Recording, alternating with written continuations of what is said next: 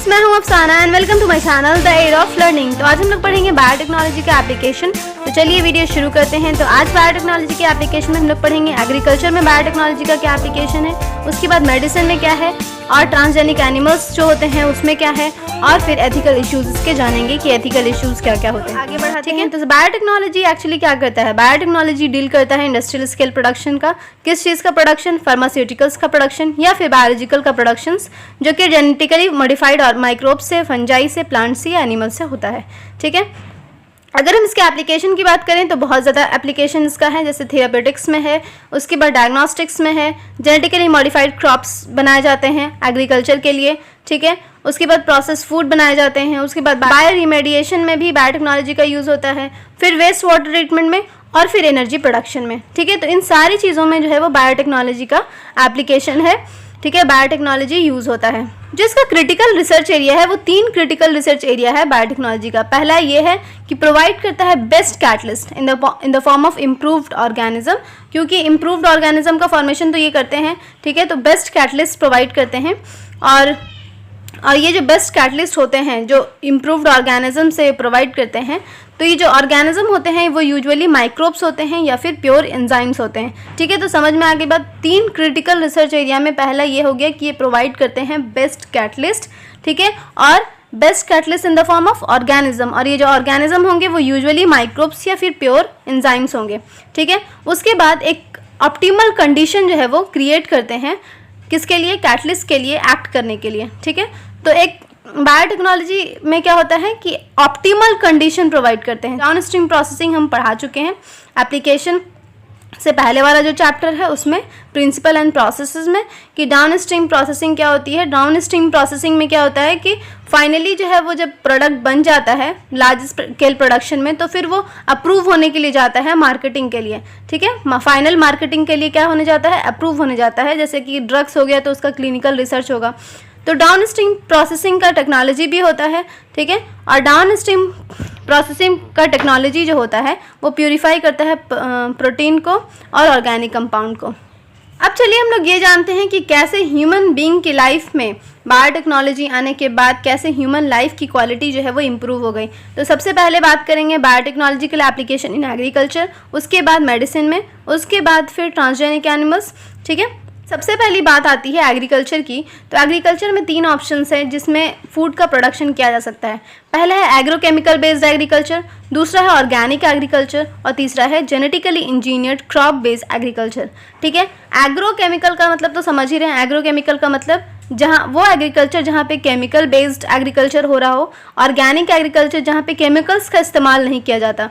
ठीक है, सिर्फ जो है वो ऑर्गेनिक कंपाउंड्स का इस्तेमाल किया जाता है एग्रीकल्चर को ज़्यादा इंक्रीज करने के लिए, उसका ईल्ड बढ़ाने के लिए। तीसरा है जेनेटिकली इंजीनियर्ड क्रॉप, जिसमें जो है वो क्रॉप के जो वैरायटी होती है उसमें क्या करते हैं, उसको इंजीनियर्ड करते हैं, मतलब उसका जो बेस्ट जीन होता है उसमें इंसर्ट करके एक नया क्रॉप वैरायटी का फॉर्मेशन करते हैं, जिससे भी इंक्रीज हो जाता है फूड का प्रोडक्शन।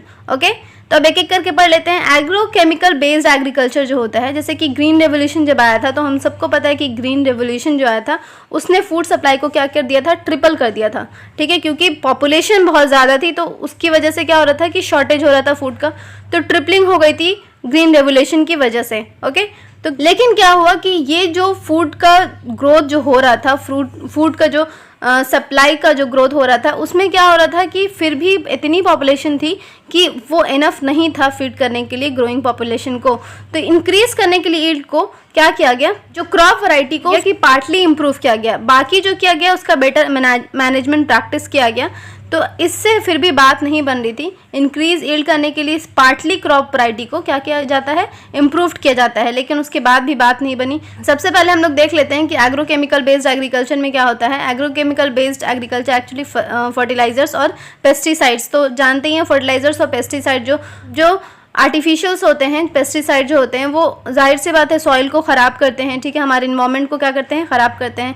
तो उससे क्या हुआ, एग्रोकेमिकल भी ज़्यादा ये नहीं हुआ, ज़्यादा सक्सेसफुल नहीं हुआ। दूसरी बात ये है कि एग्रोकेमिकल बेस्ड जो एग्रीकल्चर है वो बहुत ज़्यादा एक्सपेंसिव था, ठीक है, और फर्दर इंक्रीज़ करने के लिए यील्ड को जो एग्जिस्टिंग वैरायटी थी उससे पॉसिबल नहीं था। उसका जो है कन्वेंशनल ब्रीडिंग करके उसको इंक्रीज़ करना, यील्ड को इंक्रीज़ करना क्या था, पॉसिबल नहीं था, ठीक है, उससे उतना इंक्रीज़ नहीं होता। फिर दूसरा जो मेथड आया ऑर्गेनिक एग्रीकल्चर। ऑर्गेनिक एग्रीकल्चर ने क्या किया, ऑर्गेनिक एग्रीकल्चर ने फर्टिलाइजर्स का यूज़ और केमिकल्स का यूज़ बहुत मतलब मिनिमम कर दिया, ठीक है, जिसकी वजह से हार्मफुल इफेक्ट जो हो रहे थे वो तो रिड्यूस हो गए। क्योंकि पेस्टिसाइड का, अगर आपको डीडीटी का पता है तो वहाँ उस टाइम में फिर जब बहुत ज़्यादा डीडीटी यूज़ होने लगा पेस्टिसाइड के तौर पे, लेकिन क्या हुआ कि बाद में उसको बंद करना पड़ा, उसको रोकना पड़ा, क्योंकि इन्वायरमेंट ख़राब हो रहा था, सॉइल ख़राब हो रहा था, ठीक है, बहुत ज़्यादा पॉल्यूट हो रहा था। तो इसी वजह से अब उसकी वजह से आया ऑर्गेनिक एग्रीकल्चर। ऑर्गेनिक एग्रीकल्चर ने क्या किया, फर्टिलाइजर्स का यूज़ और केमिकल्स का यूज़ को क्या किया, कम कर दिया। और जो तीसरा था वो था जेनेटिकली मॉडिफाइड ऑर्गेनिज्म। तो यहाँ पे क्या हुआ कि जो प्लांट्स था या बैक्टीरिया था या फिर फंजाई और एनिमल, जहाँ का जीन जो है उसको ऑल्टर किया गया, ठीक है, बाई मैनिपुलेशन करके जीन ऑल्टर किया गया, और इसी वजह से इसको कहा गया जेनेटिकली मॉडिफाइड ऑर्गेनिज्म। क्योंकि जीन का ऑल्ट्रेशन हो रहा था, जीन का मैनिपुलेशन हो रहा था, इसी वजह से इसको जेनेटिकली मॉडिफाइड ऑर्गेनिज्म कहा गया। और ये बहुत ज़्यादा यूज़फुल हुआ, सिर्फ एग्रीकल्चर में नहीं, मेडिसिन में भी, फिर ट्रांसजेनिक एनिमल्स को बनाने में, ठीक है, जिसमें एंजाइम्स का प्रोडक्शन हम लोगों ने किया, ठीक है, तो बहुत ज़्यादा यूज़फुल हुआ ये।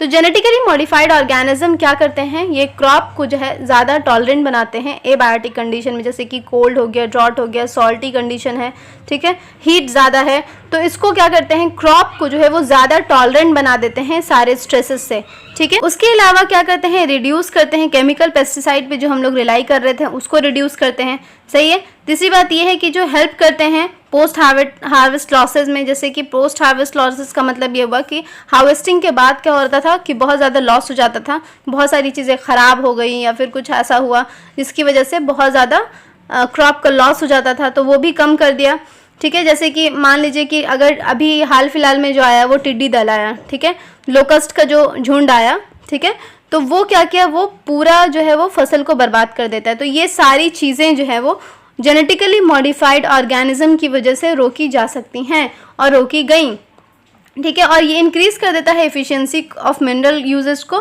बाय प्लांट, ठीक है, जो प्लांट मिनरल को एब्जॉर्ब करता है सॉइल से, तो उसको क्या करता है, उसकी एफिशिएंसी को बढ़ा देता है, जिसकी वजह से जो early exhaustion of fertility of soil हो जाता है वो प्रिवेंट हो जाता है, ठीक है।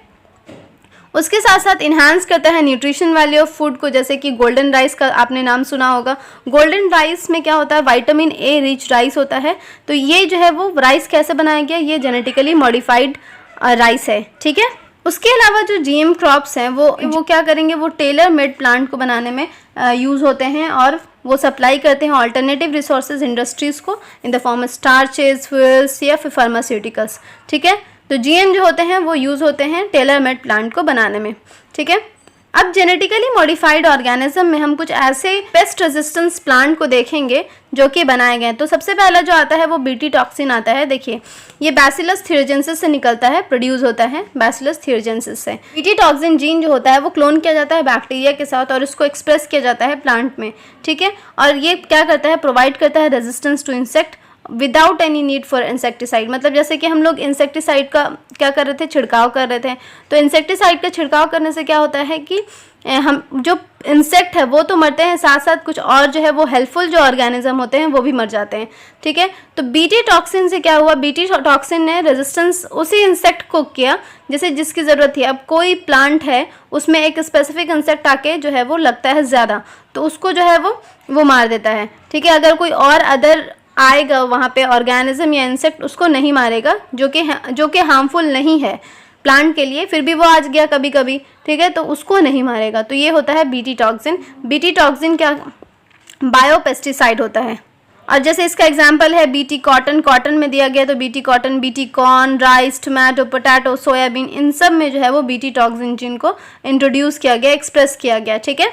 कुछ स्ट्रेन्स ऑफ बैसिलस थियोजेंसिस क्या करते हैं, प्रोटीन प्रोड्यूस करते हैं जो कि किल करते हैं सर्टेन इंसेक्ट को। फॉर एग्जांपल लेपिडोप्टेरन जैसे कि टोबैको वॉर्म या फिर बर्ड वॉर्म या फिर आर्मी वॉर्म कहते हैं, तो ये होते हैं इस टाइप के जो होते हैं वो होते हैं लैपिडोप्टेरन जैसे इसमें मॉथ्स आते हैं, फिर बटरफ्लाइज आ जाती हैं, तो ये सारे लैपिडोप्टेरन्स होते हैं। तो इनमें क्या हुआ कि अगर कोई प्लांट को इन्फेक्ट कर रहा है तो वो इसको अगर खा लेगा तो वो मर जाएगा। दूसरा है कॉलिप्टेरन जो कि बीटल्स होते हैं, ठीक है। कॉलिप्टेरन्स में बीटल्स के अलावा बहुत सारे आते हैं, जो इस टाइप के ऑर्गेनिज्म होंगे ना वो आएंगे, सही है। डिप्टेरन जैसे कि मॉस्किटोज, फ्लाइज वगैरह होते हैं, वो सारे जो होते हैं डिप्टेरन्स में आते हैं। तो एक्चुअली इसमें होता क्या है, तो बैसिलस थ्योरेजेंसिस क्या करता है, एक प्रोटीन का फॉर्मेशन करता है और वो प्रोटीन का फॉर्मेशन क्रिस्टल के फॉर्म में करता है। अगर आप ये देखिएगा, ये जो है वो बीटी टॉक्सिन है, तो बीटी टॉक्सिन क्रिस्टल है जो कि एक particular phase of their growth में जो है वो बनता है, ठीक है। एक बैक्टीरिया का एक पर्टिकुलर फेज होता है ग्रोथ का, उसमें ये क्रिस्टल का फॉर्मेशन होता है, ठीक है। और ये जो क्रिस्टल होते हैं वो कंटेन करते हैं टॉक्सिक इंसेक्टिसाइडल प्रोटीन, मतलब वैसा प्रोटीन जो इंसेक्ट के लिए क्या होगा, टॉक्सिक होगा, ओके। सवाल ये आता है कि क्यों ये जो टॉक्सिन है वो बैसिलस को नहीं मारता लेकिन इंसेक्ट को मार देता है। तो इसका जवाब ये है, एक्चुअली में क्या होता है कि जो बीटी टॉक्सिन प्रोटीन होता है वो बैक्टीरिया में इनएक्टिव स्टेट में रहता है। किस स्टेट में रहता है, इनएक्टिव स्टेट में रहता है। जैसे कि हमारे बॉडी में बहुत सारे एंजाइम्स मौजूद होते हैं, जैसे कि मान लीजिए कि हमारे स्टमक में पेप्सिनोजेन मौजूद होता है ना, हमारे स्टमक में क्या पेप्सिनोजेन मौजूद होता है। लेकिन क्या पेप्सिनोजेन हमेशा एक्ट करता है? पेप्सिनोजेन इनएक्टिव स्टेट में रहता है। जब तक खाना नहीं जाएगा पेप्सिनोजेन क्या होगा, इनएक्टिव स्टेट में ही रहेगा। जब खाना जाएगा तो वो एक्टिव स्टेट में आएगा, ठीक है। तो उसी तरीके से बैसिलस थ्योरेजेंसिस में ये जो टॉक्सिन होता है वो इनएक्टिव स्टेट में रहता है और इसको हम लोग क्या कहते हैं, प्रोटॉक्सिन कहते हैं। जैसे हम लोग पैनक्रियाज में देखेंगे तो प्रोकार्बोक्सीपेप्टाइडेज है ना, तो इस तरह के एंजाइम होते हैं। तो यहाँ पर भी प्रोटॉक्सिन्स होते हैं जो कि इनएक्टिव स्टेट में रहते हैं।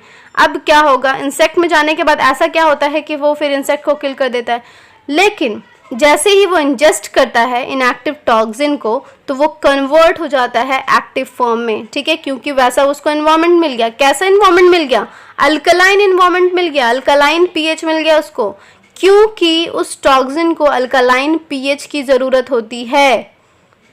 समझ आई बात, अल्कलाइन पीएच की ज़रूरत होती है, इसी वजह से ये जो टॉक्सिन होता है क्या होता है, एक्टिव स्टेट में चला आता है और वो क्रिस्टल जो होता है वो सॉल्युबलाइज हो जाता है। तो प्रोटॉक्सिन क्रिस्टल स्टेट में कहाँ होता है, बैक्टीरिया में होता है, और ये सॉल्युबलाइज कहाँ हो जाता है, इंसेक्ट के गट में। क्यों हो जाता है, क्योंकि इसका अल्कलाइन पीएच होता है गट का, ठीक है। और ये क्रिस्टल सॉल्युबलाइज हो जाएगा, सॉल्युबलाइज हो जाएगा तो वो टॉक्सिन जो होगा वो क्रिस्टल से निकल जाएगा। क्रिस्टल मतलब क्या हुआ, सॉल्युबल हो गया। अब सॉल्युबल हो गया तो वो इंसेक्ट को मार देता है क्योंकि वो टॉक्सिक होता है।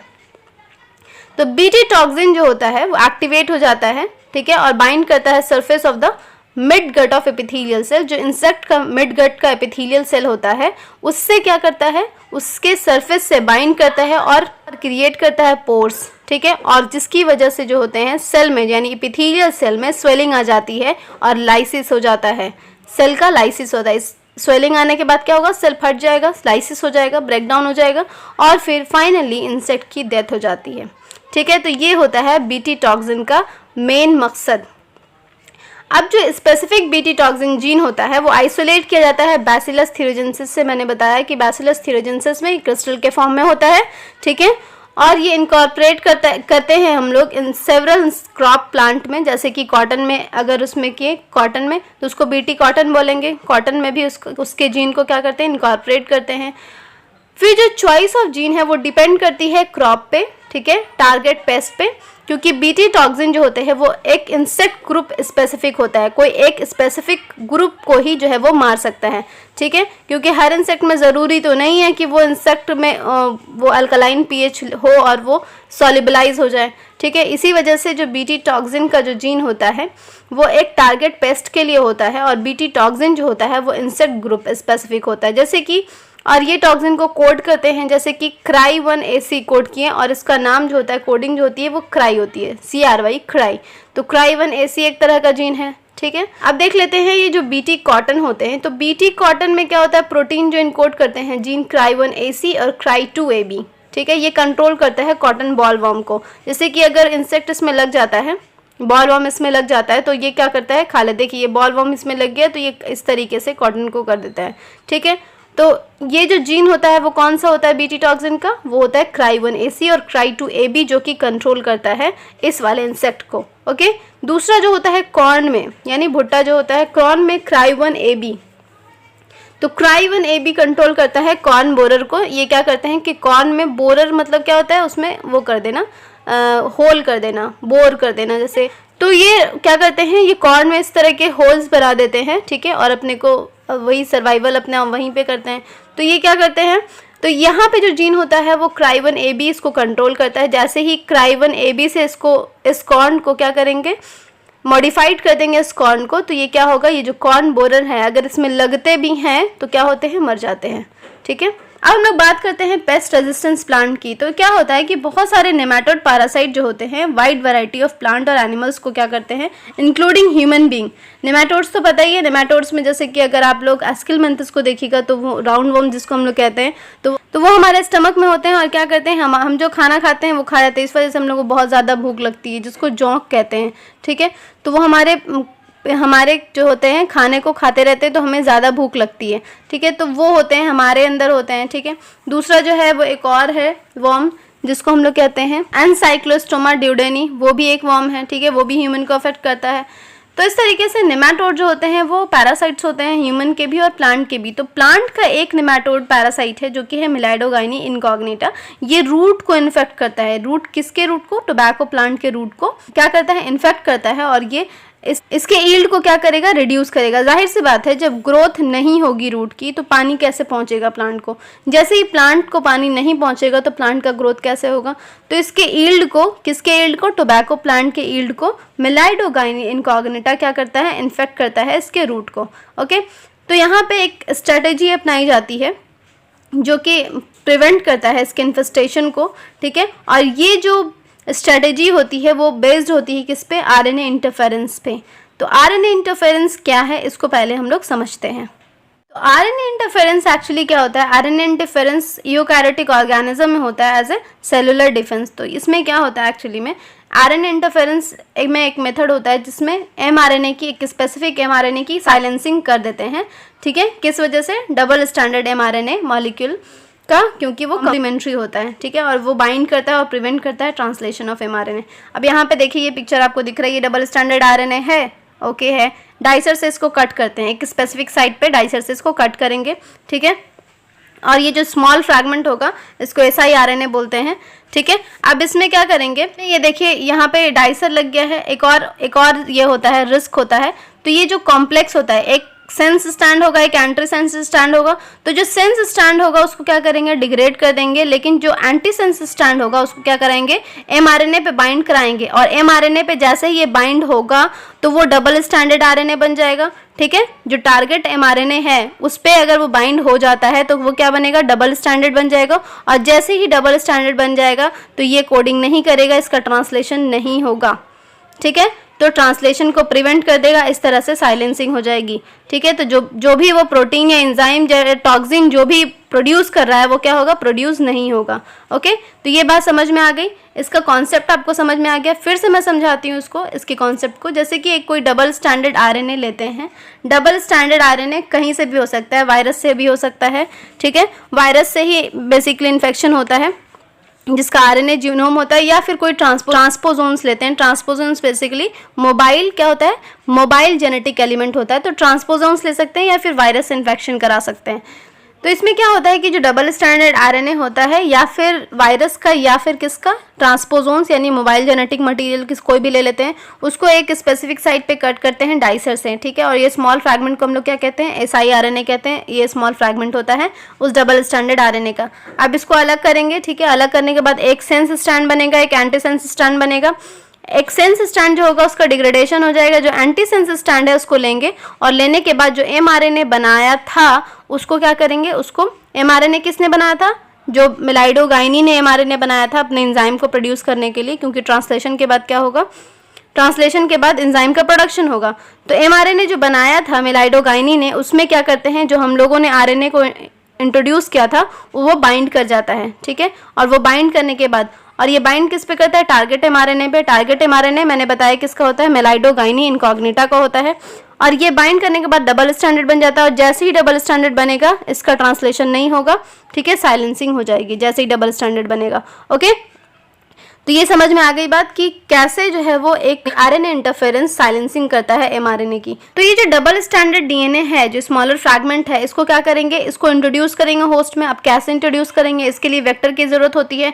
तो जो वेक्टर इस्तेमाल करेंगे वो करेंगे एग्रोबैक्टीरियम। एग्रोबैक्टीरियम वेक्टर के साथ इसको ज्वाइन कर देंगे, ठीक है। जैसे कि एग्रोबैक्टीरियम का प्लाज्मिड है, इसको यहाँ पे ज्वाइन करेंगे, ठीक है। और ये ज्वाइन करने के बाद किस में डाल देंगे, प्लांट में डाल देंगे, ठीक है। अब प्लांट में क्या है, प्लांट में मेलाइडोगाइनी इन्फेक्ट किया हुआ है, ठीक है। तो मेलाइडोगाइनी इन्फेक्ट किया हुआ है ना, तो क्या करेंगे, अब प्लांट में ये जाएगा तो यहाँ पे इंट्रोडक्शन हो जाएगा डीएनए का, और वो दोनों प्रोड्यूस करेगा एंटीसेंस और सेंस स्ट्रैंड, जिसमें सेंस तो डिग्रेड हो गया, ठीक है, जिसमें सेंस तो डिग्रेड हो गया, अब बचा एंटीसेंस स्ट्रैंड। तो एंटीसेंस स्ट्रैंड क्या करेगा, ये जो दो स्ट्रैंड्स होंगे वो कॉम्प्लीमेंट्री होंगे।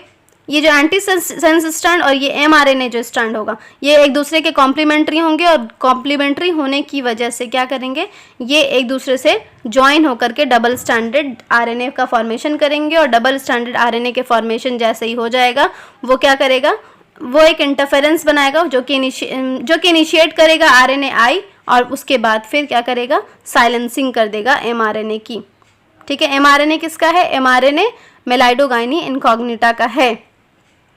तो साइलेंसिंग करने के बाद क्या होगा, वो कोई भी एंजाइम प्रोड्यूस नहीं कर पाएगा, ठीक है।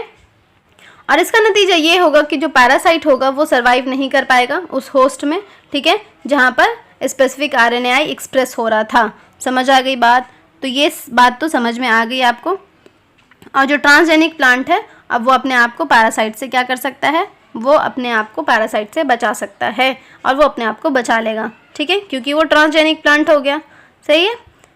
अब बायोटेक्नोलॉजी का जो एप्लीकेशन है वो हम लोग मेडिसिन में पढ़ेंगे। तो क्या होता है कि जो रिकॉम्बिनेंट डीएनए टेक्नोलॉजी होता है वो बहुत ज़्यादा इम्पैक्ट करता है हेल्थ केयर के एरिया में, ठीक है। क्यों जो है वो ज़्यादा इम्पैक्ट है बायोटेक्नोलॉजी का, क्योंकि वहाँ पे मास प्रोडक्शन होता है और सेफ और मोर इफ़ेक्टिव थेरापेटिक ड्रग्स का। तो जो भी ड्रग्स होते हैं उनका क्या होता है, वो बहुत जो है वो अच्छे से, मतलब प्रॉपर, और वो बिल्कुल सक्सेसफुल ड्रग जो होता है वहाँ पर क्या होता है, प्रोडक्शन होता है, मास प्रोडक्शन होता है, ठीक है। तो बायोटेक्नोलॉजी मेडिसिन के फील्ड में, हेल्थ केयर के फील्ड में बहुत ज़्यादा इफ़ेक्टिव है, बहुत ज़्यादा इम्पैक्ट देता है, ठीक है। उसके अलावा जो रिकॉम्बिनेंट थेरापेटिक्स है वो नहीं इंड्यूस करता unwanted immunological response. Wanted immunological response का मतलब ये हुआ कि जो हमारा इम्यून सिस्टम है, जो कि फॉरेन बॉडी से, फॉरेन जो ऑर्गेनिज्म है उससे क्या करता है, से लड़ता है, ठीक है। तो क्या होता है, वहाँ पे फाइट होती है ना, हमारे बॉडी के सेल और जो फॉरेन सेल हमारे अंदर चले जाते हैं, जैसे बैक्टीरिया का या फिर वायरस का, तो उससे लड़ता है वो, ठीक है। तो बायोटेक्नोलॉजी से जो भी चीज़ें प्रोड्यूस होंगी, जो भी थेरापेटिक्स प्रोड्यूस होगा, उसमें इम्यूनोलॉजिकल रिस्पॉन्स होगा वो बहुत ज़्यादा कम होगा, ठीक है।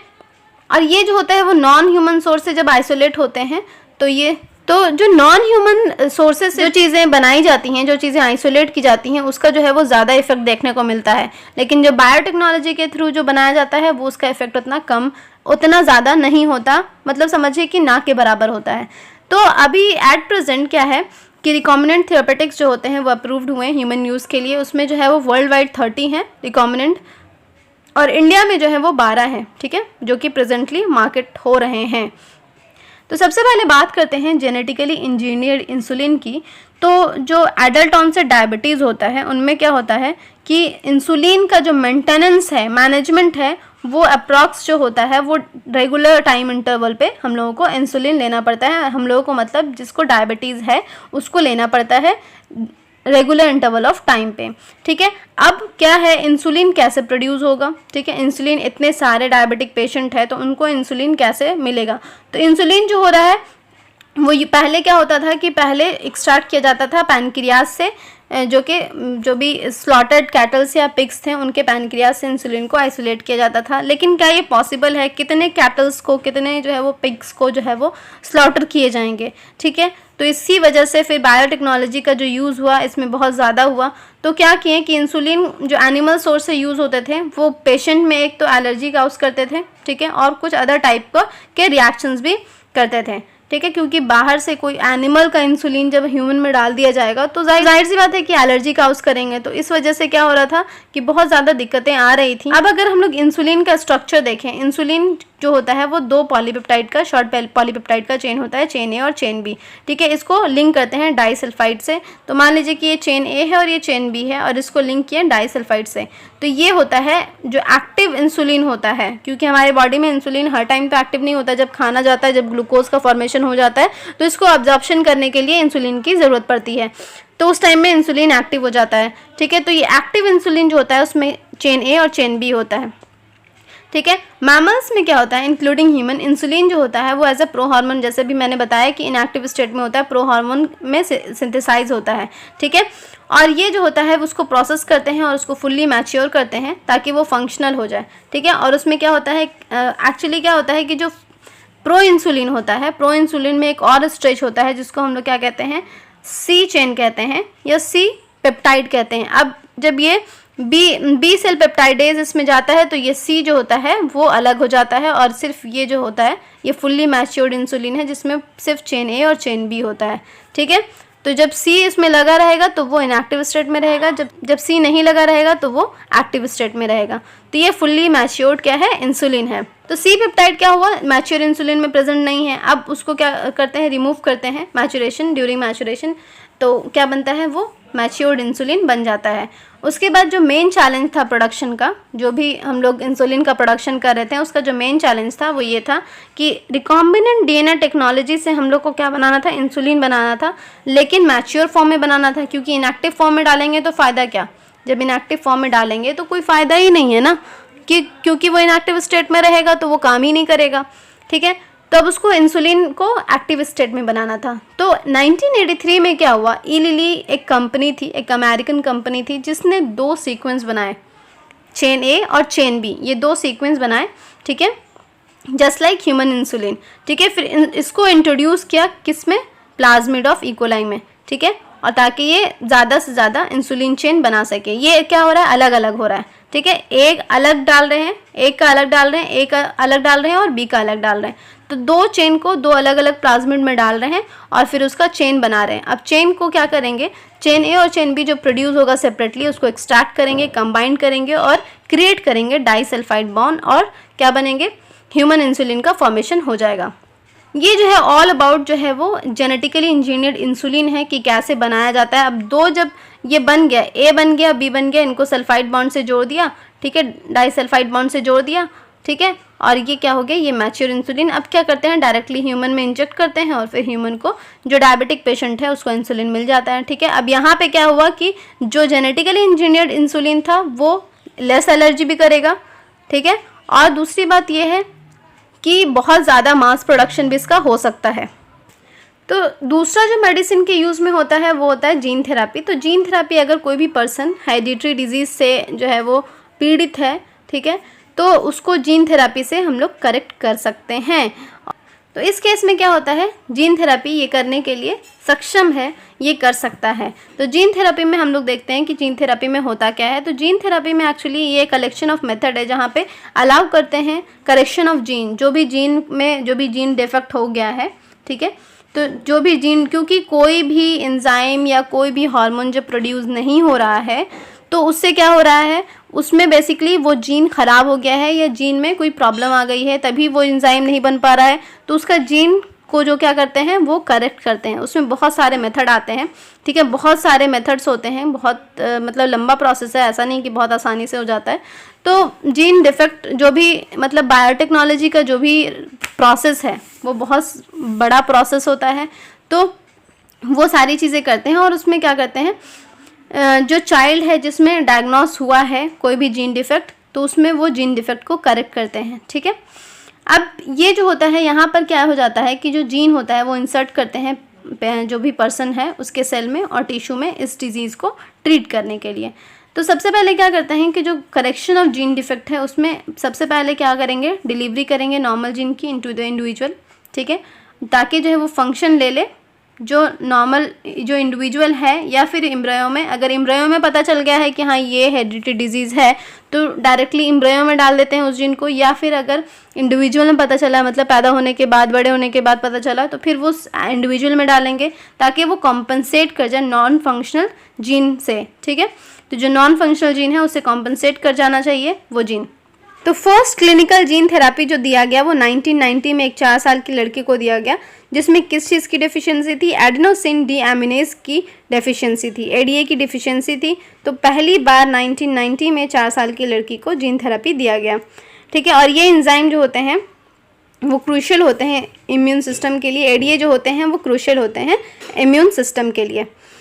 तो ये जो डिसऑर्डर था किस वजह से हुआ था, क्योंकि इसमें डिलीशन हो गया था उस जीन का जो एडेनोसिन डीएमिनेज को क्या कर रहा था, प्रोड्यूस कर रहा था। तो जाहिर सी बात है कि अगर ये जीन को अगर हम लोग डाल देंगे, जो जीन का डिलीशन हो गया था, तो वो एडेनोसिन डीएमिनेज क्या करेगा, प्रोड्यूस करने लगेगा। तो यहाँ पे कुछ चिल्ड्रन में क्या होता है कि एडीए डिफिशियंसी अब जो है वो बोन मैरो ट्रांसप्लांटेशन से भी क्योर कर सकते हैं। कुछ में जो है वो ट्रीट करते हैं एंजाइम रिप्लेसमेंट थेरापी से, ठीक। इसको जो है वो क्या किया जाता है, इसका इंजेक्शन दिया जाता है पेशेंट में। लेकिन प्रॉब्लम ये आती है कि जो दोनों अप्रोचेस हैं वो कम्प्लीटली क्यूरेटिव नहीं है। अब इंजेक्शन डाल रहे हैं, अब इसमें किसी में एडीए की बिल्कुल भी वो नहीं है, जीन उसका ख़राब है और एडीए बिल्कुल प्रोड्यूस ही नहीं हो रहा है, तो उसमें क्या हो रहा है, उसमें जाहिर सी बात है कि वो एक प्योर क्योर नहीं होगा ना, ठीक है। प्योर क्योर ना होने की वजह से, क्योंकि वो उसका अपना एडीए तो है नहीं कि कंटिन्यू जो है वो चलो एक बार डाल दिया तो वो उसका अपना बनाने लगा, ऐसा तो नहीं है। मैरो ट्रांसप्लांटेशन में भी जो है वो प्रॉपर नहीं आ पाएगा, जो चीज़ उसका रियल जो रहता वो प्रॉपर नहीं आ पाएगा। तो इस वजह से क्या हुआ कि ये दोनों जो है मेथड जो है वो ज़्यादा क्यूरेटिव नहीं थे। तो फिर क्या किया गया, जीन थेरापी किया गया, जिसमें क्या करते हैं कि जो लिम्फोसाइट्स होते हैं ब्लड के, पेशेंट का जो ब्लड होता है उसका जो लिम्फोसाइट होता है, WBC लिम्फोसाइट पता ही होगा, तो ये क्या करते हैं, पहले कल्चर में ग्रो करते हैं आउटसाइड द बॉडी, ठीक है। मतलब ब्लड लेकर के WBC का लिम्फोसाइट क्या किए, कल्चर करने लगे। अब कल्चर करने के बाद एक functional ADA complementary DNA retroviral vector use करके क्या किए, इंट्रोड्यूस कर दिए इस लिम्फोसाइट में, ठीक है। तो एक कॉम्प्लीमेंट्री डीएनए लेकर के एक वेक्टर से इसको इंट्रोड्यूस कर दिए, ठीक है। किस में इंट्रोड्यूस किए, लिम्फोसाइट में, सही है। वेक्टर यूज़ करके, कौन सा वेक्टर, रेट्रोवायरल वेक्टर को यूज़ करके लिम्फोसाइट में इसको इंट्रोड्यूस कर दिया गया, और फिर इसको पेशेंट में क्या कर दिया गया, इसको पेशेंट में डाल दिया गया। अब पेशेंट में डालने के बाद क्या हुआ कि ये जो जीन बोन मैरो से जो आइसोलेट किया था वो प्रोड्यूस करने लगा एडीए। तो अब क्या हुआ, अब क्योंकि उसका अपना लिम्फोसाइट एडीए प्रोड्यूस कर रहा है, तो क्या होता है कि यहाँ पर अगर अर्ली स्टेज में डाल रहे हैं तो परमानेंट क्योर हो जाता है इसका, ठीक है। एम्ब्रियोनिक स्टेज में अगर मान लीजिए पता चल गया कि एडीए डिफिशियंसी है, तो अगर एम्ब्रियोनिक स्टेज में ही ये चीज़ कर देते हैं तो इसका प्योर या परमानेंट क्योर हो जाता है, ठीक है। तो एम्ब्रियोनिक स्टेज में क्या करते हैं कि जो मैरो सेल होते हैं उसमें उसको आइसोलेट करके, ठीक है, उसके जीन को आइसोलेट करके वहाँ से और फिर एडीए को प्रोड्यूस कराते हैं, तो ये हो जाता है परमानेंट क्योर। तो कौन सा अच्छा है, जो परमानेंट क्योर हो गया वो अच्छा है, या फिर जो बोन मैरो से लिए या फिर इंजेक्शन जो डाले वो अच्छा है। तो जाहिर सी बात है जो अपने आप प्रोड्यूस करा और कुछ करना नहीं पड़ रहा है, बस जीन को क्या किए, रिप्लेस कर दिए, ठीक है। नो डाउट ये प्रोसीजर जो होगा वो बहुत ज़्यादा जो है वो एक्सपेंसिव होगा, इसमें कोई दो राय नहीं है, लेकिन एक प्योर या परमानेंट क्योर हो गया, क्योंकि जो फर्दर पूरी लाइफ में उसको झेलना पड़ेगा वो जो है इनिशियल स्टेज पे हो ही गया, उसका सही हो गया। तो ठीक है, अगर पैसे हैं तो आप करा सकते हैं ये। दूसरा आता है मॉलिक्यूलर डायग्नोसिस। तो मॉलिक्यूलर डायग्नोसिस में जो कन्वेंशनल मेथड था डायग्नोसिस का, जैसे कि सीरम या यूरिन एनालिसिस, तो ये अर्ली डिटेक्शन में क्या होता है कि पॉसिबल नहीं हो पाता, डायग्नोसिस क्या होता है, पॉसिबल नहीं हो पाता, ठीक है। अगर कोई भी चीज़ अगर ज़्यादा, कोई भी डिजीज़ अगर ज़्यादा अमाउंट में हो जाती है, मतलब समझिए कि ज़्यादा हो जाती है, ठीक है, उसका स्टेज बढ़ जाता है, बहुत आगे निकल जाता है डिजीज़, तो उसमें क्या होता है, तब जा कर के वो यूरिन में आता है या फिर सीरम में आता है। इनिशियल स्टेज में, बिल्कुल जब इनिशियली शुरू हो रहा होता है उस टाइम में नहीं पता चलता है, ठीक है, उस टाइम में डायग्नोस नहीं हो पाता है कोई भी बीमारी। तो जब भी बहुत ज़्यादा अमाउंट में नहीं होता तब तक डायग्नोस नहीं हो पाता। तो इस वजह से जो बायोटेक्नोलॉजिकल मेथड में पहले इसको रिकॉम्बिनेंट डीएनए टेक्नोलॉजी करते हैं, फिर पॉलीमरेज चेन रिएक्शन करते हैं, फिर एलिसा करते हैं। एलिसा में एंजाइम लिंक्ड इम्यूनोसॉर्बेंट ऐसे करते हैं, ठीक है। तो ये 3 स्टेप करके हम लोग मॉलिक्यूलर डायग्नोसिस कर सकते हैं, यानी मॉलिक्यूलर लेवल पर डायग्नोसिस कर सकते हैं। तो ये जो मेथड्स हैं वो अर्ली डायग्नोसिस के लिए इस्तेमाल होते हैं। तो इसमें क्या होता है, जो प्रेजेंस ऑफ पैथोजन होता है जैसे कि बैक्टीरिया हो गया या वायरस, वो नॉर्मली सस्पेक्टेड होता है जब पैथोजन जो होते हैं वो बहुत ज़्यादा डिजीज़ के सिम्टम्स, जब तक सिम्टम्स नहीं हम लोगों को दिखते हैं तो हम लोग बिल्कुल लगते हैं हेल्दी है, ठीक है। बाद में पता चलता है ये प्रॉब्लम आ रही थी, ठीक है। तो अर्ली डिटेक्शन नहीं हो पाता। तो इस टाइम क्या हो जाता है, जब बहुत ज़्यादा लेट हो जाता है तो यहाँ पे जो कंसंट्रेशन ऑफ पैथोजन है वो बॉडी में ऑलरेडी बहुत ज़्यादा हाई हुआ रहता है। अब ये बताइए कि कोई चीज़ लो अमाउंट में है और वो डायग्नोस हो गया और उसको क्योर कर दिए और वो ईजिली क्योर हो जाता है, या फिर वो हाई अमाउंट में होगा तो ईजिली क्योर हो जाएगा। तो जाहिर सी बात है जब हाई अमाउंट में होगा तो वो बहुत टाइम लेगा क्योर होने के लिए, क्योंकि बहुत ज़्यादा होने को, उसको बहुत ज़्यादा को मारने के लिए हम लोगों को बहुत ज़्यादा एफर्ट, बहुत ज़्यादा टाइम, बहुत ज़्यादा जो है वो उसके लिए क्योर करने के लिए बहुत ज़्यादा दवाइयाँ खानी पड़ेंगी, ठीक है। लेकिन अगर अर्ली डायग्नोसिस हो गया तो वो इनिशियली ख़त्म हो जाता है। लेकिन जो बायोटेक्नोलॉजिकल एप्लीकेशन है मेडिसिन में, तो उसमें क्या होता है कि जब लो कॉन्सेंट्रेशन में होता है बैक्टीरिया या वायरस, ठीक है, जब सिम्टम जो है वो दिखाई भी नहीं देते। वैसे तो जब सिम्टम नहीं दिखाई देंगे तो लोगों को पता ही नहीं चलता है कि डिजीज़ है कि नहीं है। तो अगर मान लीजिए कि किसी को लग रहा है कि हाँ मुझे ये प्रॉब्लम हो सकती है, या फिर कोई ऐसी बीमारी है जो कि फैली हुई है, जैसे कोरोना की तरह अगर कोई फैली हुई बीमारी है, तो अगर वो कराना चाहें मॉलिक्यूलर डायग्नोसिस तो वो कर सकते हैं, ठीक है। और ये कैसे कर सकते हैं, ये डिटेक्ट कर सकते हैं amplification of nucleic acid PCR के मेथड से। तो जैसे आरटी-पीसीआर कोरोना में करते हैं, आरटी-पीसीआर, तो यहाँ पे कर सकते हैं। तो ऐसी बीमारी जो पहले से फैली हुई है, तो अगर आपको कराना है कि हाँ हम लोग इनिशियल स्टेज पे ही पता कर लें कि हाँ मुझे ये प्रॉब्लम, अगर हल्का सिम्टम्स आ रहा है या फिर नहीं भी सिम्टम आ रहा है और वो बीमारी फैली है, तो वो आप ये कर सकते हैं। अदरवाइज़ कोई नहीं करता है। जो अगर डिजीज़ उसको नहीं दिख रही तो क्यों वो डॉक्टर के पास मॉलिक्यूलर डायग्नोसिस करने जाएगा, सही है। तो खैर इसमें ये आसानी हो गई। तो यह जो होता है वो यूज़ होता है बेसिकली एचआईवी में, एचआईवी को डिटेक्ट करने के लिए, ठीक है। अगर सस्पेक्टेड 8 पेशेंट हैं तो जैसे कि अगर एचआईवी अगर किसी फैमिली मेम्बर को है और चांसेस है कि उसके जो है वो और फैमिली मेम्बर को हो सकता है, उसमें क्या करते हैं कि बायोटेक्नोलॉजी का यूज़ करते हैं और उसके जो सेल को लेकर के कल्चर करके पीसीआर करके और फिर उसमें जो एचआईवी का जो है वायरस वो डिटेक्ट करते हैं, ठीक है। तो यहाँ पे क्या होता है कि जो एचआईवी के पेशेंट होंगे उनमें जाहिर सी बात है म्यूटेशन डिटेक्ट होगा जीन में, ठीक है। या फिर जो कैंसर के पेशेंट हैं उनमें भी म्यूटेशन डिटेक्ट हो सकता है। तो ये एक पावरफुल टेक्निक है जिसमें अदर जेनेटिक डिसऑर्डर को भी हम लोग आइडेंटिफाई कर सकते हैं। तो इसमें क्या करते हैं कि जो सिंगल स्टैंडर्ड डीएनए है, ठीक है, ये सिंगल स्टैंडर्ड डीएनए है, इसको क्या करते हैं, क्लोन करते हैं। क्लोन किसके साथ करेंगे, रेडियो एक्टिव मॉलिक्यूल के साथ क्लोन करेंगे। फिर इसको हाइब्रिडाइज करेंगे इसके कॉम्प्लीमेंट्री के साथ इसको हाइब्रिडाइज कर देंगे। और हाइब्रिडाइज करने के बाद क्या करेंगे, इसका डिटेक्शन करेंगे ऑटो रेडियोग्राफी में। ऑटो रेडियोग्राफी में क्या होता है, ऑटो रेडियोग्राफी में जो क्लोन होता है म्यूटेटेड जीन का वो अपीयर नहीं होगा फोटोग्राफिक फिल्म में, क्योंकि जो प्रोब होगा वो कॉम्प्लीमेंट्री नहीं होगा म्यूटेटेड जीन के साथ। अगर म्यूटेटेड जीन है तो क्या होगा, कॉम्प्लीमेंट्री नहीं हो पाएगा, कॉम्प्लीमेंट्री नहीं हो पाएगा तो फोटोग्राफिक फिल्म में नहीं आ पाएगा। अगर कॉम्प्लीमेंट्री हो जाएगा मतलब एचआईवी नेगेटिव है, अगर कॉम्प्लीमेंट्री नहीं होगा तो जीन म्यूटेट हो गया और उसका एचआईवी पॉजिटिव आ जाएगा, सही बात है। उसके बाद एलिजा टेस्ट करते हैं। एलिजा टेस्ट होता है वो क्या होता है, वो बेस्ड होता है एंटीजन एंटीबॉडी इंटरेक्शन पे, ठीक है। इसमें क्या करते हैं कि पैथोजन होता है, जो भी इन्फेक्शन होता है पैथोजन से उसको डिटेक्ट करते हैं प्रेजेंस ऑफ एंटीजन।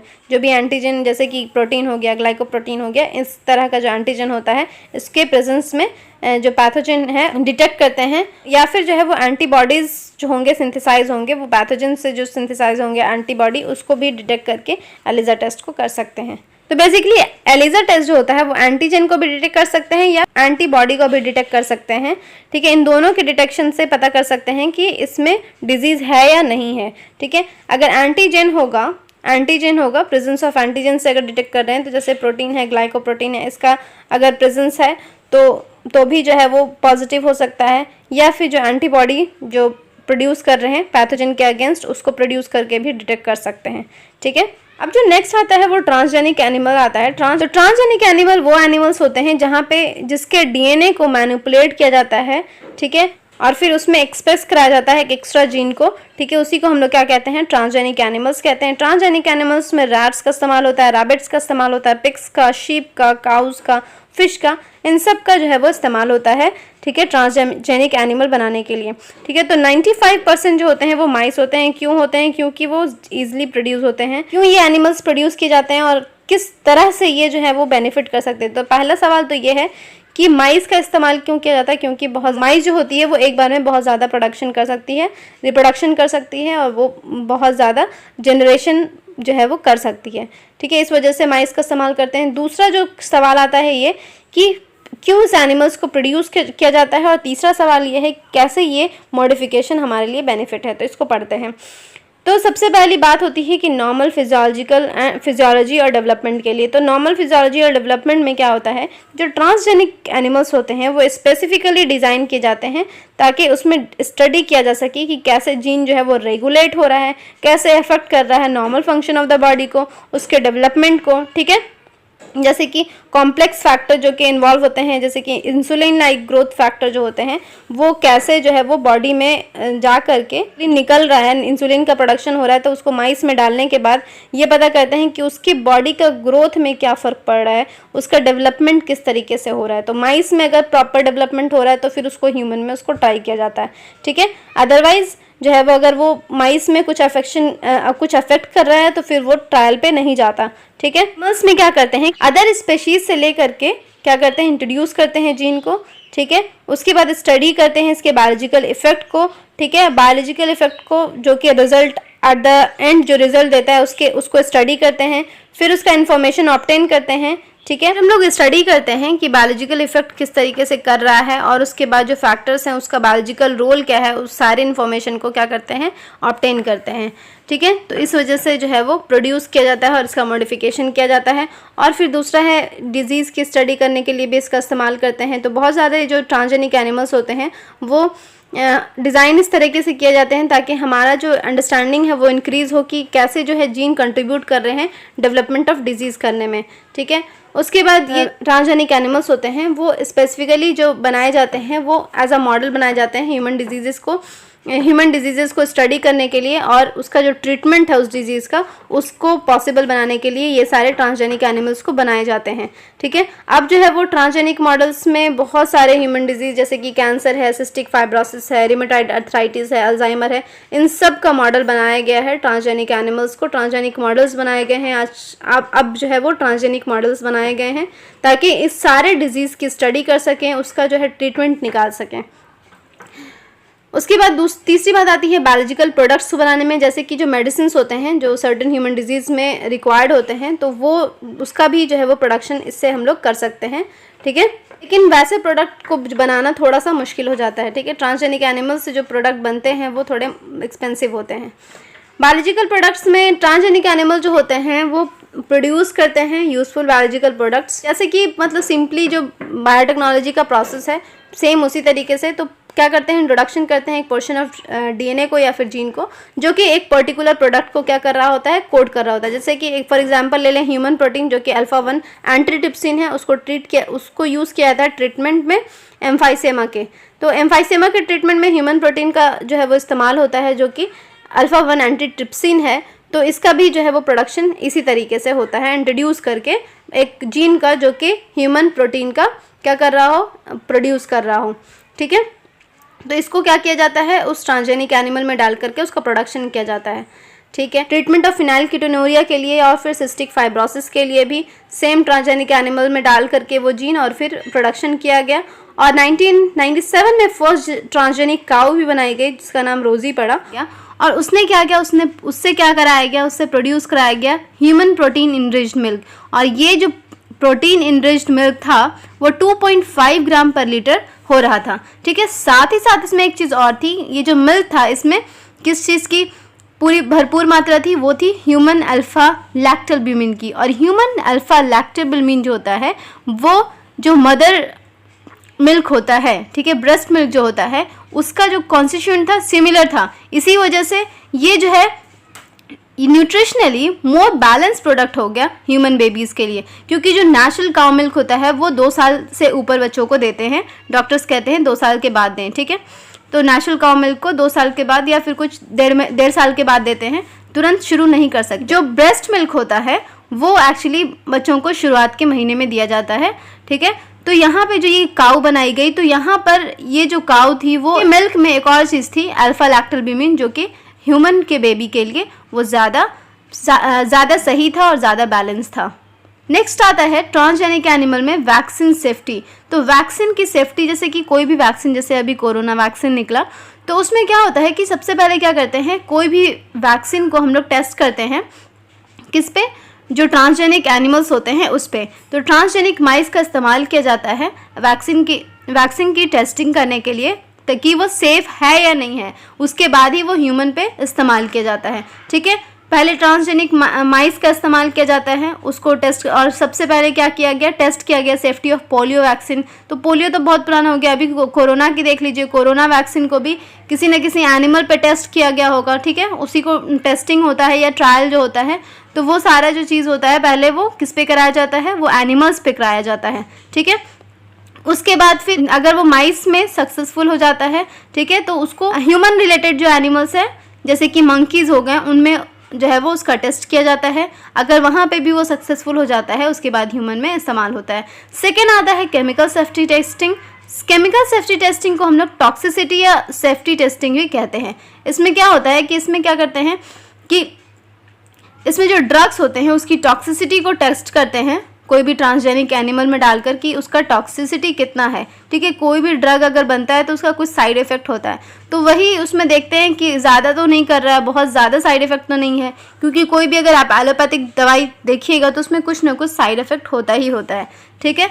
तो साइड इफ़ेक्ट उसका देखते हैं कि कम से कम साइड इफ़ेक्ट हो। और वो जो ट्रांसजेनिक एनिमल को जो बनाया जाता है वो वैसे जीन कैरी करते हैं जो कि टॉक्सिक सब्सटेंस से ज़्यादा सेंसिटिव होते हैं rather than non transgenic animal. जो नॉन ट्रांसजेनिक एनिमल में अगर वो डालेंगे केमिकल, तो क्या वो ड्रग अगर डालेंगे तो वो ज़्यादा जो है वो सेंसिटिव नहीं होंगे, लेकिन जो ट्रांसजेनिक एनिमल होते हैं वो ज़्यादा सेंसिटिव बनाए जाते हैं, ताकि जो वो टॉक्सिसिटी है वो जब लोअर टॉक्सिसिटी भी हो तो वो जो है वो सेंस कर लें, उसका जो अफेक्ट है वो शो करें, ओके। तो ट्रांसजेनिक एनिमल को ज़्यादा सेंसिटिव बनाया जाता है।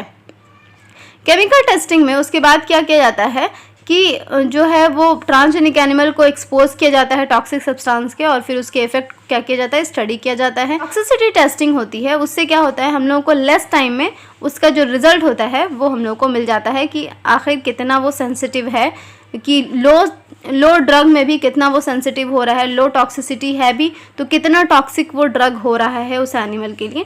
तो ह्यूमन, क्योंकि ह्यूमन की बॉडी बहुत ज़्यादा सेंसिटिव होती है, कोई भी ड्रग को जल्दी एक्सेप्ट नहीं करेगी, तो सबसे पहले माइस में किया जाएगा। तो हम लोगों को लेस टाइम में जो रिजल्ट होता है वो मिल जाता है ट्रांसजेनिक एनिमल्स के थ्रू, ठीक है। तो इसमें भी ट्रांसजेनिक एनिमल्स हेल्प करते हैं, इसमें भी बायोटेक्नोलॉजी का एप्लीकेशन होता है, ठीक है। बाद में आता है एक एथिकल इश्यूज़, क्योंकि जाहिर सी बात है कोई भी एनिमल का इस्तेमाल हो रहा है तो उसके कुछ एथिकल इश्यूज़ भी होंगे, कुछ एथिक्स होंगे उस चीज़ के, ठीक है। तो जो मैनिपुलेशन होता है लिविंग ऑर्गेनिज्म का ह्यूमन रेस के थ्रू वो ज़्यादा ना हो पाए, ठीक है, विदाउट रेगुलेशन ना हो पाए, तो उसके लिए एक जो है वो लॉज एंड ऑर्डर्स होते हैं जिसको जो है वो फॉलो किया जाता है, ठीक है। तो रूल्स एंड रेगुलेशंस होते हैं कि किस तरह से आप फॉलो कर सकते हैं, तो उसी को कहते हैं एथिक्स। किसी चीज़ को ढंग से इस्तेमाल करने को कहते हैं एथिक्स, ठीक है। तो इसी वजह से जो एथिकल इश्यूज़ आ रहे थे, तो क्या क्या एथिकल इश्यूज़ थे हम लोग पढ़ेंगे। तो कुछ एथिकल स्टैंडर्ड बनाए गए, रिक्वायर्ड थे, ताकि जो है वो इवैल्यूएट किया जा सके the morality of human activities, ठीक है, ताकि जो है वो जो लिविंग ऑर्गेनिज्म है उसको हार्म ना किया जा सके। उससे क्या होगा, जो ह्यूमन एक्टिविटीज़ हो रही हैं तो वो क्या होता है कभी कभी कि जैसे कि कोई भी ट्रांसजेनिक एनिमल बनाने के लिए फिर उसका क्या होने लगता है, उस ट्रैफिकिंग भी होने लगता है, ठीक है। बहुत सारे एनिमल्स की ट्रैफिकिंग भी होती है, तो उससे क्या होता है कि नुकसान होता है, एनिमल्स का भी नुकसान होता है, बहुत ज़्यादा मतलब गलत तरीके से ब्लैक मार्केटिंग जिस कह सकते हैं, तो बहुत गलत तरीके से चीज़ें होने लगती हैं, तो उस वजह से रूल्स एंड रेगुलेशन बनाए जाते हैं, उसी को कहते हैं एथिक्स, ठीक है। जेनेटिक मॉडिफिकेशन ऑर्गेनिज्म का जो होता है वो अनप्रेडिक्टेबल रिजल्ट दे सकता है जब हम लोग उसको इंट्रोड्यूस करते हैं इकोसिस्टम में। तो जाहिर सी बात है, जब ह्यूमन का बनाया हुआ कोई एनिमल है, वो ह्यूमन जो है वो अपने हिसाब से उस एनिमल को,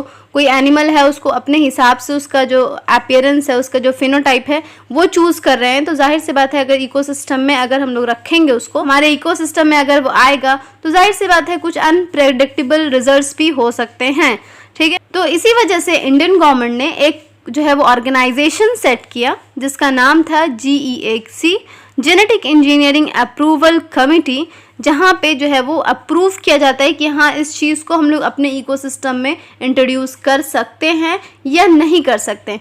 तो GEAC जो होता है वो इसी चीज़ को क्या करता है, रूल और रेगुलेशन बनाता है, ठीक है। तो एक कमेटी है जेनेटिक इंजीनियरिंग अप्रूवल कमेटी, वहाँ से अगर अप्रूवल मिलता है तो इंट्रोड्यूस किया जाता है। तो जेनेटिकली इंजीनियरिंग अप्रूवल कमेटी जो होती है वो डिसीजन बनाती है regarding validity of GM research और safety of introducing GM organism for public services. तो ये बेसिकली डिसीजन करती है कि GM रिसर्च की कितनी वैलिडिटी होगी, सेफ्टी क्या है उसकी, इंट्रोड्यूसिंग जो ऑर्गेनिज्म इंट्रोड्यूस कर रहे हैं, जेनेटिकली मॉडिफाइड ऑर्गेनिज्म जो इंट्रोड्यूस कर रहे हैं उसकी सेफ्टी क्या है, ठीक है, पब्लिक सर्विसेज के लिए। तो बेसिकली जो इकोसिस्टम में इंट्रोड्यूस करने से पहले ये सारे जो डिसीजन होते हैं वो जेनेटिकली इंजीनियरिंग अप्रूवल कमेटी ही लेती है, ओके। तो अब आती है पेटेंट प्रॉब्लम की बात, क्योंकि जैसे कि पेटेंट प्रॉब्लम का जैसे मतलब क्या हुआ ये बताते हैं। पेटेंट प्रॉब्लम का मतलब हुआ कि जो मेरा है उसका नाम मेरा ही होना चाहिए। अब ऐसा नहीं कि मान लीजिए कि मैंने कोई चीज़ बनाई, वो मेरी पर्सनल ऑथेंटिक चीज़ है, ठीक है, और दूसरे ने क्या किया, वो देखा और उससे वो बनाया और फिर उसको क्या कर लिया, उसको अपना नाम दे दिया, तो वही होता है पेटेंट। तो जो मेरा है वो मेरा ही रहे। तो ये सारी चीज़ें प्रॉब्लम आ रही थी कि जैसे कि कोई कंट्री में कोई, जैसे कि इंडिया में राइस उग रहा था, तो राइस का किसी दूसरी कंपनी ने लेकर के दूसरे देश की कंपनी ने लेकर कह दिया ये मेरा है, ठीक है, थोड़ा सा मॉडिफिकेशन किया और कहा कि ये मेरा है। तो ये सारी प्रॉब्लम्स आ रही थी कि दूसरे का जो लोग पहले से कर रहे थे वो चीज़ और दूसरे ने उसको अपना करके, क्योंकि उनके पास पैसा था, उनके पास जो है वो सोर्स था, तो उन्होंने अपना वो बना लिया। तो इस वजह से ये सारी प्रॉब्लम्स आ रही थी। तो पेटेंट प्रॉब्लम इसी को हम लोग यहाँ पर डिस्कस करेंगे। तो क्या हो रहा था कि जो मॉडिफिकेशन या यूजेज हो रहा था लिविंग ऑर्गेनिज्म का पब्लिक सर्विसेज के लिए, जैसे कि फूड हो गया, मेडिसिन सोर्सेज हो गए, ठीक है, तो ये एक प्रॉब्लम क्रिएट कर रहा था पेटेंट, ठीक है, पेटेंट प्रॉब्लम क्रिएट कर रहा था इन सारी चीज़ों के लिए। क्योंकि जो वैरायटीज़ होती हैं, तो क्या होता है कि जो किसान होते हैं, फार्मर्स होते हैं, वो उगाते हैं और जाहिर सी बात है वो फार्मर्स इतने दिनों से काम कर रहे होते हैं, तो उनको कुछ ना कुछ आइडिया होता है। जो ट्रेडिशनल जो फार्मिंग है, ट्रेडिशनल जो एग्रीकल्चर है, तो उनको कुछ ना कुछ आइडिया होता है कि हाँ इसमें ये चीज़ मिक्स करेंगे तो ये आएगी, ये जो है आउटपुट मिलेगा। और अब जो एग्रीकल्चर की पढ़ाई होती है उसमें ख़ास के यही सारी चीज़ें जो होती है बताई जाती है कि किसको किससे मैच कर सकते हैं। और फिर वो जो है वो क्या करते रहते हैं, वो हाइब्रिडाइजेशन करते रहते हैं कि क्या क्या करना है, ठीक है। लेकिन जो फार्मर्स होते हैं, जो पढ़े लिखे नहीं होते, फार्मर्स जो सिर्फ खेती करना जानते हैं, तो वो भी थोड़ा, क्योंकि वो एक चीज़ में काफ़ी दिनों से लगे होते हैं, तो वो चीज़ जो है वो करते रहते हैं, ठीक है, कुछ ना कुछ मॉडिफिकेशन वो करते रहते हैं। तो इसी वजह से प्रॉब्लम आ रही थी कि कुछ जो कंपनीज थी वो उन्होंने ग्रांट करवा लिया पेटेंट किसी प्रोडक्ट या टेक्नोलॉजीज़ के लिए, ठीक। तो उस प्रोडक्ट के लिए क्या करा लिया, पेटेंट ग्रांट करा लिया। जेनेटिकली मटेरियल बनाने के लिए वो सारे जो प्रोडक्ट्स या टेक्नोलॉजी थी उसके लिए अपना जो है वो ग्रांट करा लिया पेटेंट, ठीक है। या फिर प्लांट हो गया या फिर अदर बायोलॉजिकल रिसोर्सेज हो गए जो कि बहुत पहले से ही आइडेंटिफाइड थे, डेवलप्ड थे और यूज़ कर रहे थे फार्मर्स, ठीक है, और इंडिजिनस पीपल एक स्पेसिफिक रीजन में या कंट्री में। तो यही प्रॉब्लम थी कि जो बहुत पहले आइडेंटिफाई हो चुका, बहुत पहले डेवलप हो चुका और वो यूज़ कर रहे थे फार्मर, ठीक है, और उसके बावजूद भी जो कुछ अलग कंपनियाँ हैं, कुछ जो पैसे वाली कंपनियाँ हैं, उसने क्या किया, उसके लिए उस प्रोडक्ट के लिए पेटेंट ग्रांट करा लिया, उस टेक्नोलॉजी के लिए पेटेंट ग्रांट करा लिया। तो जाहिर सी बात है जो चीज़ पहले से आइडेंटिफाई हुई है, जो चीज़ पहले से यूज़ हो रही है, डेवलप हो चुकी है, दूसरी कंपनी जिसके पास पैसा है, जिसके पास सोर्स है, वो आकर के उसका पेटेंट ग्रांट करा ले, तो जाहिर सी बात है प्रॉब्लम तो आनी है ना। तो यही प्रॉब्लम थी मेन, कि जिसके पास पैसा नहीं वो अपना नॉर्मली कर रहे थे, लेकिन जिसके पास पैसा था उसने डायरेक्टली पेटेंट ग्रांट करा लिया। जैसे कि एक एग्जांपल जो एनसीईआरटी में दिया हुआ है वो है राइस का, जो कि बहुत इंपॉर्टेंट फूड ग्रेन है। इंडिया में तो राइस होता है, वीट होता है, ये सारी चीज़ें होती हैं, ठीक है।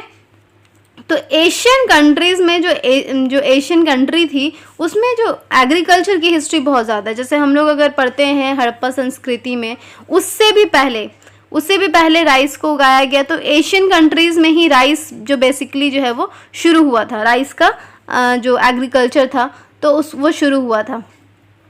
तो यहाँ पे तो बहुत साल पहले से है राइस की खेती जो हो रही है, बहुत साल पहले से। अगर हम लोग हिस्ट्री पढ़ते हैं तो हम लोग देखते हैं कि बहुत साल पहले से जो है वो राइस की खेती हो रही है, ठीक है। तो उसमें काफ़ी ज़्यादा जो है वो रिकॉर्ड्स मिले हैं, ठीक है, रिकॉर्ड्स जिसमें ये दिखाया गया है कि हाँ यहाँ पर जो है वो राइस की, वीट की खेती होती थी इंडिया में भी, ठीक है, इंडिया में या फिर पाकिस्तान में, तो इन जगहों पर राइस की खेती होती थी। तो यहाँ पर इंडिया में क्या है, 2 लाख वैरायटी है राइस की। तो इंडिया में समझ सकते हैं 2 लाख वैरायटीज़ राइस की, जिसमें सिर्फ बासमती राइस जो है उसका एक डिस्टिंक्ट यूनिक अरोमा होता है, ठीक है। बासमती राइस का बिल्कुल खुशबू जो आप देखिएगा वो बिल्कुल अलग होगा। उसका 27 डॉक्यूमेंटेड वैरायटी है इंडिया में जो इंडिया में ग्रो होती है, वो 27 डॉक्यूमेंटेड सिर्फ वैरायटी है, ठीक है। जो रजिस्टर्ड वैरायटी जिसको कह सकते हैं कि 27 वैरायटी होती है। फिर और भी बहुत सारे जो हैं फार्मर जो हैं वो जहाँ पे अननोन भी है बहुत सारी जगह कि हाँ यहाँ पे पता नहीं है कि हाँ ऐसा होता है, तो बहुत सारे अननोन भी, लेकिन जो 27 है वो डॉक्यूमेंटेड है, ठीक है। तो आप समझ सकते हैं कि इंडिया में राइस की खेती कितनी ज़्यादा होती है। और बासमती सोचिए, बासमती 27 डॉक्यूमेंटेड वैरायटीज़ हैं इंडिया में। और इसमें क्या 1997 में क्या हुआ कि अमेरिकन कंपनी आई, उसने पेटेंट ग्रांट करा लिया बासमती राइस के लिए, ठीक है, यूएस पेटेंट और ट्रेडमार्क ऑफिस से। तो प्रॉब्लम तो होगी, क्योंकि इंडिया में इतने साल पुराना राइस का जो है वो एग्रीकल्चर का हिस्ट्री मिलता है, और उसके बाद अचानक से 97 में एक अमेरिकन कंपनी आकर के पेटेंट ग्रांट करा लेती है कि हमको ये प्रोडक्ट लेना है, ये प्रोडक्ट मेरा है और इसको कोई यूज़ नहीं कर सकता, ये हम लोग as a genetic material use करेंगे, फिर इसका क्या करेंगे, उसमें मॉडिफिकेशन करेंगे, जो भी करना होगा। तो ये सारी चीज़ें, ये सारी प्रॉब्लम्स आ रही थी, क्योंकि अमेरिकन कंपनी थी, पैसा ज़्यादा था इनके पास, तो फिर उन्होंने पेटेंट ग्रांट करा लिया। तो उससे क्या हुआ कि जो कंपनी थी वो अपना जो है वो अपना जो सील है वो लगा करके बेचती थी, यूएस में भी, अब्रॉड में भी, और जगहों पर ये उस कंपनी को अलाउ हो गया कि अपना जो है वो बासमती राइस का नया वैरायटी बनाकर बेचें। तो ये सारी चीज़ें जो है वो उस कंपनी ने अपने हाथ में ले ली, उसका पेटेंट राइट अपने हाथ में ले लिया US patent and trademark office से।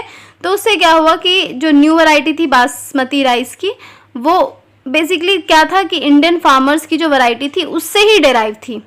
ये जो न्यू वैरायटी थी जो इन्होंने बनाया था अमेरिकन कंपनी ने, वो इंडियन फार्मर्स वैरायटी का ही एक कुछ डेराइव था। उसमें बस क्या किए थे कि जो इंडियन बासमती था उसको क्रॉस कर दिए थे सेमी ड्रॉप वैरायटी से, और इन्होंने कर दिया क्लेम कि ये मेरा इन्वेंशन है, ठीक है। बस उसमें थोड़ा सा मॉडिफिकेशन करके कह दिया ये मेरा इन्वेंशन है, ठीक है। पेटेंट ग्रांट कराने से ये होता है कि पेटेंट फर्दर एक्सटेंड होकर के ये हुआ कि जो अदर पीपल है जो इस तरह के बासमती राइस को बेच रहे हैं, तो वो जो है वो जो कंपनी जिसने उसका पेटेंट ले रखा है उसको रेस्ट्रिक्ट कर सकती है कि कोई और कंपनी इस बासमती राइस को नहीं बेच सकती, ठीक है।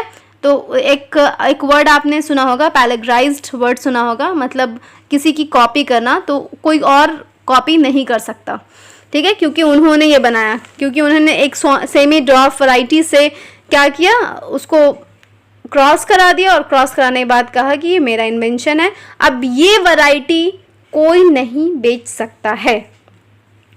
तो वो क्या कर सकता है, उसको अगर उसको पता चल गया कि हाँ कोई और बेच रहा है, तो वो रेस्ट्रिक्ट कर सकता है, क्योंकि उसके पास क्या है, उसके पास पेटेंट राइट है, सिर्फ राइस ही नहीं, इसके अलावा भी बहुत सारे हर्बल मेडिसिन के प्रोडक्ट थे जो कि इंडिया में ट्रेडिशनली यूज़ हो रहे थे, जैसे कि टर्मरिक, नीम जो है वो एक एग्जांपल दिया है एनसीईआरटी में। तो इन सब प्रोडक्ट्स के लिए भी जो है वो पेटेंट राइट की भी प्रॉब्लम आई।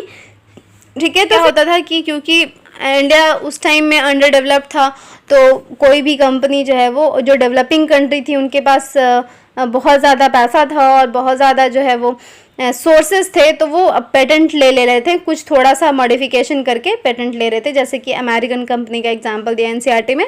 तो ये सारी प्रॉब्लम्स आ रही थी।